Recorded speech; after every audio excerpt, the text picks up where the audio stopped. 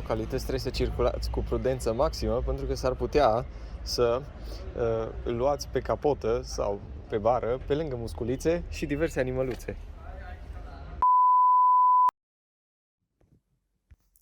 Salut! Cristi de la Cub Garaj aici.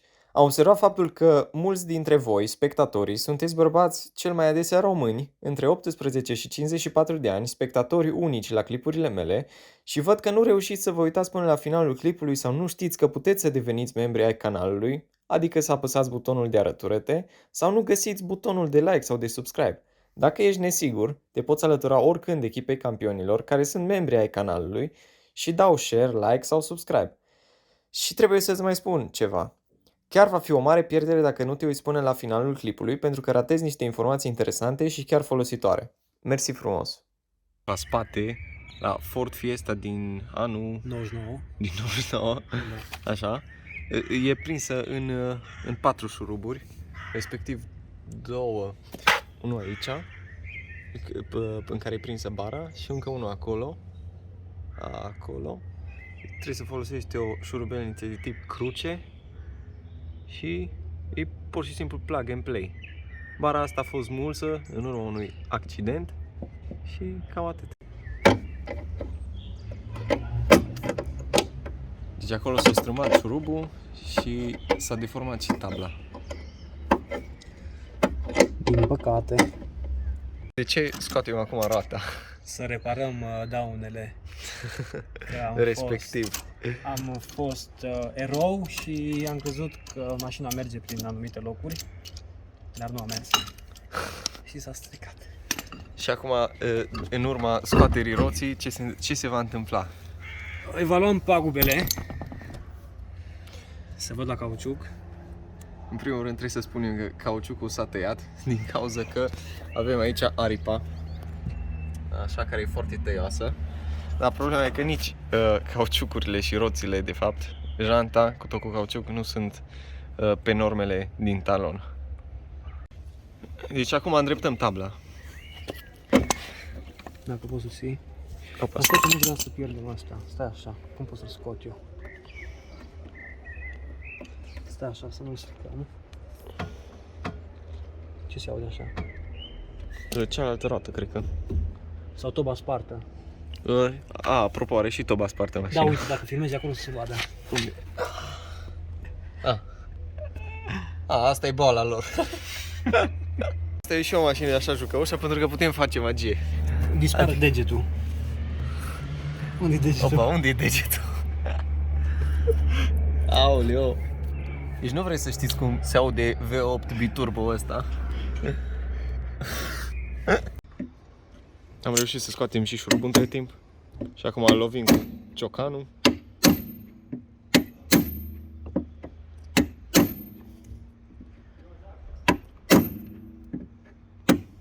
Deci acolo vine un plastic, ca un fel de dop, în care se înfiletează șurubul și care aparent nu intră. În urma procesului agresiv de îndreptare a tablei, vom înșuruba în caroserie cele două șuruburi lipsă. Acela din mâna lui Marius este un șurub non-conformist datorită faptului că nu este ruginit încă. Deci datorită faptului că nu avem o șaibă viabilă care să înlocuiască surplusul de șurub, practic să fixeze mai bine pe tablă, am găsit pe jos, din întâmplare, așa ceva. Și acum improvizăm. Șaibă. Blană. Acum procesul de desfiletare al șurubului non-conformist. Urmează montarea șaibei găsite pe jos. Toate ironiile de rigoare. Aparent și potrivește la fix. Și de aici e simplu. Acum, în urma improvizațiilor și a lucrului incredibil de mult, se vede că nu mai e boala lor. Stă perfect aripa. Nu bate, nu troncă-ne. partea asta s-a întâmplat o întâmplare, o nefăcută. Mergeam cu mașina liniștit Și a sărit un stâlp în fața ta. mi-a ieșit, da, nu s-a asigurat și m-a lovit aici. Dar sunt recunoscător că nu mi-a ieșit frontal. Bun. A scăpat și el și eu. El cu câteva zgârieturi, eu cu mai multe. Un pic și acolo. Dar nu-i problema, asta e boala lor. Aici trebuie lucrat acum la bară. Tot așa 2 șuruburi și încă 2 acolo în spate. Deci în total 4. Și revenim. Este interesant o particularitate a mașinii. Jantele au venit cu antifurt.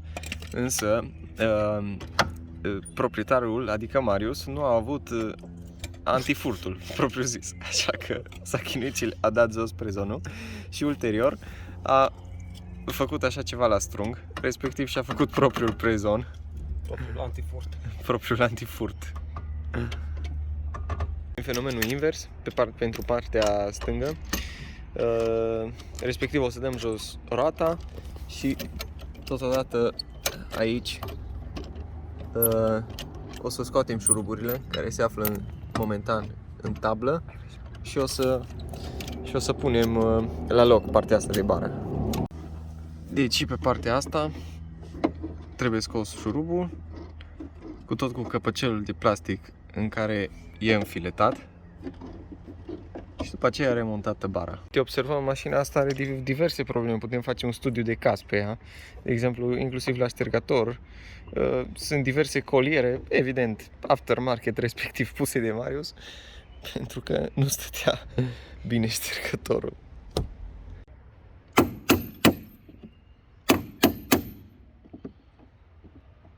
Mulțumesc frumos pentru vizualizare și sper că te-a ajutat acest clip. Nu uita să dai dislike sau like, com de hate sau în care mă susții, nu da share sau dă share, unsubscribe sau subscribe, însă, cel mai important, alătură-te membrilor canalului. Mulțumesc încă o dată!